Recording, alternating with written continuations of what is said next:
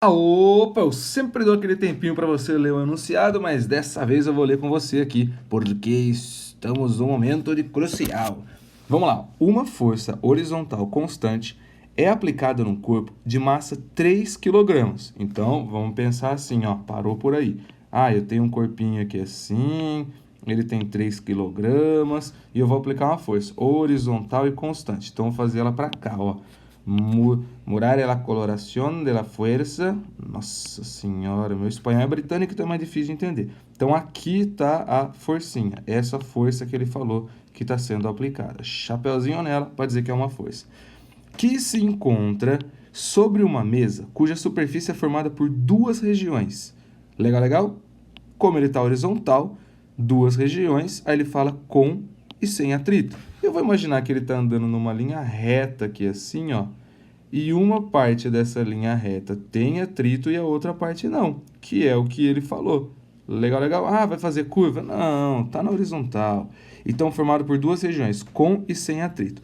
Vamos definir aqui o que seria o com e sem atrito. Então, com atrito, eu vou fazer umas ranhuras aqui assim, que é no começo, e aí depois sem atrito a partir daqui para lá.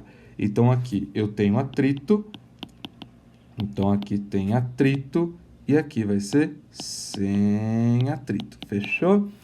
Ele fala aqui, considere que o corpo realiza um movimento retilíneo e uniforme, pegou, pegou, pegou? Retilíneo e uniforme na região com atrito. Então, vamos sublinhar isso daqui, ó, movimento retilíneo e uniforme. O que significa para a gente um movimento retilíneo uniforme? O famoso MRU. No movimento retilíneo uniforme, ele anda com a velocidade constante. Vou montar a linha de raciocínio aqui, e aí toda vez que você enxergar esse movimento retilíneo uniforme, você já vai fazer direto isso, hein? No movimento retilíneo uniforme, a velocidade é constante. Se a velocidade é constante, ele não acelera. Se ele não acelera, a hora que eu pego a formulinha do FR igual a MA, eu vejo que a força resultante ela vai zerar, ou seja, ela é nula. Então, o que eu deduzo? Que toda vez que eu tenho um movimento retilíneo uniforme, a força é nula. Tá, beleza, isso eu deduzi. Mas como que eu uso isso a meu favor? Para eu resolver os exercícios, você vai usar isso da seguinte maneira. Se a força resultante é nula, isso quer dizer muito simplesmente que as forças se anulam. Legal? Então aqui a gente entendeu que toda vez que eu tenho um movimento retilíneo uniforme, as forças se anulam. Mas o que significa as forças se anularem? Agora nós vamos para a parte mais prática ainda. Quer dizer que uma está para a direita e a outra está para a esquerda. E elas têm o mesmo valor. Então, se essa for A e essa for B, você vai falar que A é igual a B. Então, resumindo, toda vez que você enxergar movimento retilíneo uniforme, você já sabe que você vai ter que igualar a força que puxa para um lado com a força que puxa para o outro. Repita! Toda vez que você enxergar movimento retilíneo uniforme ou velocidade constante, que é a mesma coisa, você vai igualar essas duas forcinhas aí. Fechou? Você vai igualar as duas forças. Então, aqui no caso, quais são as forças que eu vou igualar? Bom, se eu estou empurrando ele para frente, vai surgir aqui para trás, contrário ao movimento ou à tendência de deslizar entre a superfície, a forcinha que a gente chamou de força de atrito. Bota o chapeuzinho. Aí, então aqui eu vou ter a força de atrito. E se ele está andando nesse pedaço aqui com velocidade constante, eu já deduzo então que para esse pedaço, a força F que ele aplica é exatamente igual à força de atrito. Legal, legal? Então essa parte da interpretação do exercício foi muito importante. Por que essa parte foi muito importante? Olha só. Na região com atrito, cuja coeficiente de atrito é 0,2, e se dirige para a região sem atrito, aqui, quando ele entrar na região sem atrito, ele vai continuar recebendo essa força horizontal. Então, essa força F, ela continua agindo. Porque a pergunta dele é qual a aceleração. Se ele perguntasse qual a aceleração na região com atrito aqui, seria 0. Mas ele perguntou qual a aceleração que ele vai ganhar na região sem atrito. Para eu saber qual que é, aqui ó, a aceleração adquirida pelo corpo ao entrar na região sem atrito.